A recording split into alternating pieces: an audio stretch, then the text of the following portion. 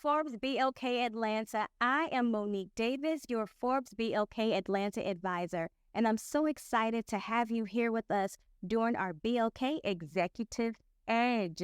Now, today I have the one, the only Sean Ilenrey here. He has a very unique background as it relates to startup tech leadership. Now, a lot of you ask questions about how do I get the edge? How do I go to that next level in my executive game? Well, guess what? I am here to give you all the jewels and the tips with this one right here. So, Sean, thank you so much for being here, and thank you for allowing us to pick your brain today. So, tell me a little bit about how in the world did you become a leader in the first place? Yeah, it's funny because I ask myself that all the time. And leadership is so much a part of who I am today. And the more you elevate, the more you grow in your career, the more responsibility that comes with it, and the more difficult it becomes because it's less about you and more about others. It's about who you can impact and who you can influence. So today I mentor a lot of individuals, and they always ask me, how do you get to the executive level? That's where I want to be. And the first thing I ask them is, why? Why do you want to get there? Because in my opinion, the only reasons why you should ever want to grow in as a leader is for one of two reasons. Either you're trying to impact more people, but the more you try to do that, you hit a ceiling where they're like, you need to be a director to do this. You need to be a VP to do this. So now you need to elevate, or your scope of influence is too small, where you want to be able to impact a larger segment of the company, but you can't. So that's really the key. Now, the one thing I always say is it took a lot of sacrifice to get here. And anyone can tell you that along this journey, it won't be easy. So you have to be willing to say, what am I willing to give up? So in my 20s, I didn't have all those nights where I was out partying and hanging out. Yeah. It was staying back studying. It was actually investing in myself and my education, and not necessarily going to school, but educating myself on my own time. And I really look at it and I say, okay, what are you willing to trade in order to become the person you want to become? What are the certain things about you and attributes that you have that you need to let go of and pick up for tomorrow? That's good. That's really good. I hope you guys have a pen and paper and you were writing this stuff down. So, of course, for me, Sean, I'm all about action. So this information that you just gave, it feels so good in terms of mindset and mental. But let's go a little bit deeper. I want to talk about action, strategy. So let's say Forbes BLK Atlanta, you guys are listening. I know you have questions. I'm going to pretend like I'm you right now. So I'm going to ask the questions that I know that they're thinking about. If I am ready to sacrifice, if I have, done all the things that you just mentioned before by really focusing in and going through the trainings and all of that, what's the strategy? How do I go from currently being an individual contributor to maybe I'm even a manager, right? Because that can be still middle management. Absolutely. How do I go from manager to director, from director to VP? How do I get there? What's the cheat code? Spill it, Sean. I'm like in the cheat code. It's not there. So, the reality is there is a code. Yeah.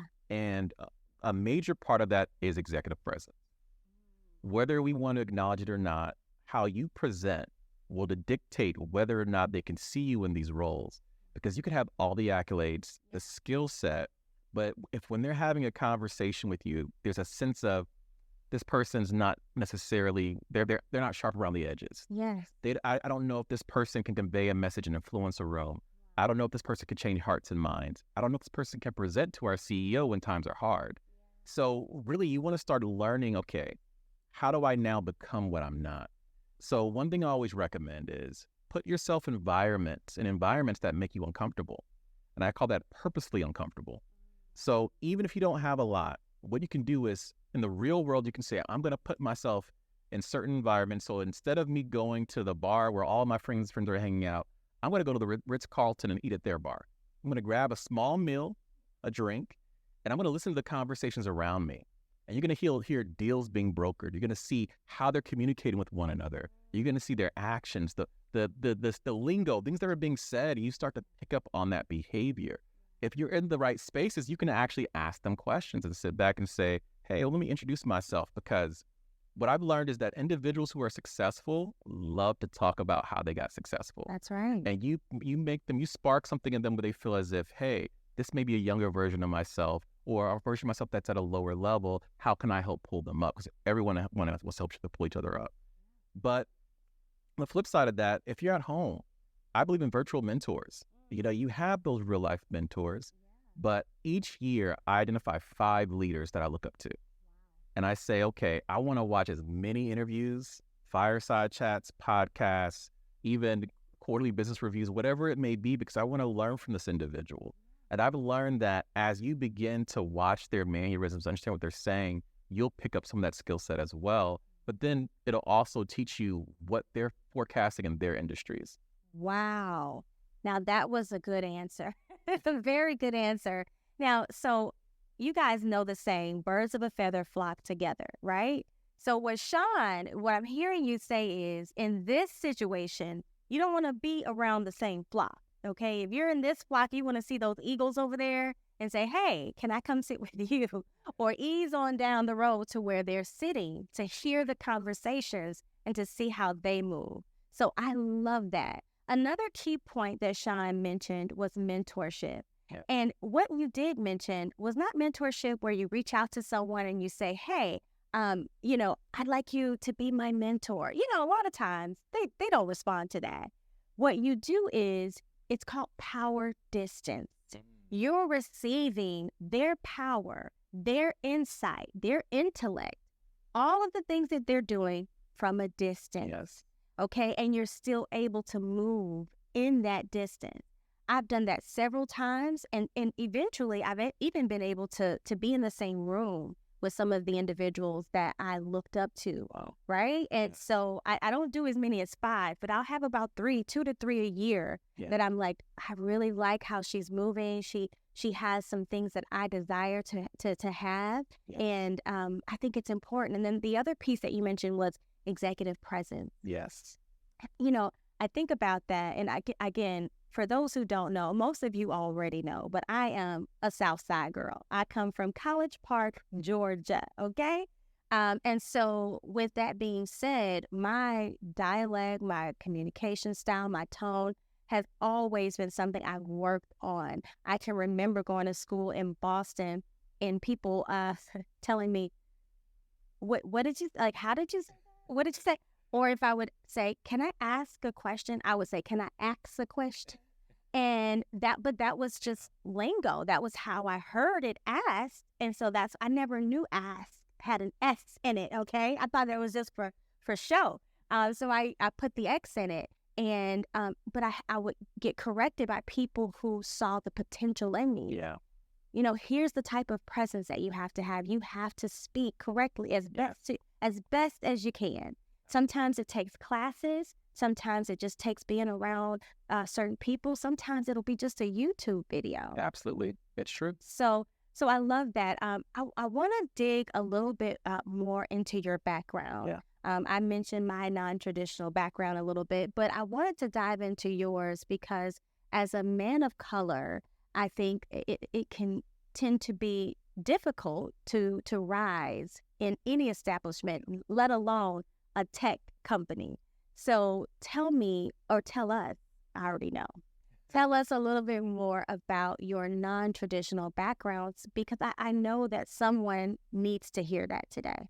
Yeah, for me, this was something I never talked about for a long time. As you begin to grow in your career, you're around a lot of people who don't necessarily have your background, who can't relate to your experience or your journey. And what I've learned is that the more vulnerable you can be, the more you can change the landscape of the room. So I've started opening up more about where did I start? Where did my journey unfold? That way, instead of me having imposter syndrome because no one else looks like me, I can start having more of those folks in the room. For me, being born in Atlanta, just like you, Grady baby, to 2 Nigerian immigrants, I had a very different upbringing where it was all about the arts to me. I loved music. I loved dance. Corporate was so far away. But I found myself actually as a high school dropout. It wasn't that I didn't have the intelligence, it's that, personal issues, mother health issues, focusing on working versus actually going to school. And it set me back on my credits. But as I'm sitting here, dropped out of school, but now I'm living out of a car, nowhere to go. Everything I owned was in a trunk. And thankfully, I had friends who would let me sleep on their floors, spend the night every now and then. But your pride doesn't let you know, your pride doesn't let you open up and say, this is an every night issue for me. So you kind of keep it to yourself. But thankfully, I was able to turn my life around. Within a couple of years, I ended up getting a good job, converting that into a leadership role, moving out of the country and building a team. And really what I discovered was that in that time span of, let's say, 9 years, I went from homeless dropout, finishing up school, to getting in the workforce and becoming a vice president before I was 30. And all of my friends who I thought were so far ahead of me, there's that concern of, wow, they're all in school right now. Here I am trying to figure it out. I eventually passed where they were in their careers. And it wasn't because I was special. It wasn't because I was different. It was because I learned 3 key things. And number 3, your career has to tell a story. A lot of my friends were putting themselves in positions where they would start a job and they would move on to the next one. But that experience didn't tie back to one another. So they may have gotten into accounting, but then they wanted to switch up and go into, let's say, retail or marketing, and they didn't know how to bridge that gap. So they were constantly starting from zero. Number 2, we talked about it, study ethic. When I was whatever I'm insecure about, that's what I'm studying the most. That's right. Because I want to fill in that gap. So each morning I'm listening to a podcast, I'm reading a book to make sure I'm filling in that gap. But then number 1, which is the one that everyone's afraid to do, is risk taking.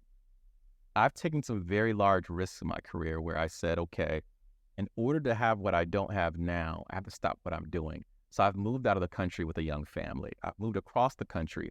I've joined and usually taken on teams that were failing, where that department's not doing well. Can you come in and turn it around? So that risk-taking gave me so many benefits, but the key is that I also knew I had to do this because I didn't have the traditional background. So what value can you add to the table where a company's going to overlook someone with a degree, a bachelor's degree, and a master's degree, and hire you for this executive role? Well, I've had the opportunity to build teams, turn them around, and do amazing things. And that's what's kind of been my story.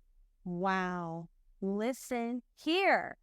Guys, if you are not inspired by this information alone, if you're not ready to take what you currently have to the next level, you have not truly been listening, okay? He has given you the true blueprint. He has given you the tips, the strategy, going to Ritz-Carlton just to have lunch. He's showing you how to break out of your current mold. And you know what? He's also shared a secret, which is go in with the mindset of, hey, this may fail or it may not, but I'm going to risk it all, because that's how true leaders are born. So I'm so excited and thankful just to hear your story, Sean. I'd love to know from your perspective, just currently in what you've seen within startup tech, what do you believe is missing from some certain leaders? What do you believe is missing that they need to just be able to understand the community of color? Okay, we'll say that. What do you think they need to change, to do, to implement in order to have more people like you on board in their startup organization?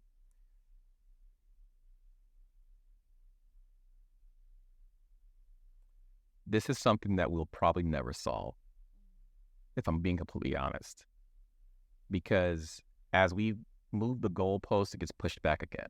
So as we meet these objectives, the bar constantly changes. And I think that what we can do is make sure that we get as many leaders as possible. Because the challenge is that I look at some organizations and their front line, let's say, is 60% people of color. But then when you get to the leadership team, it's 20%.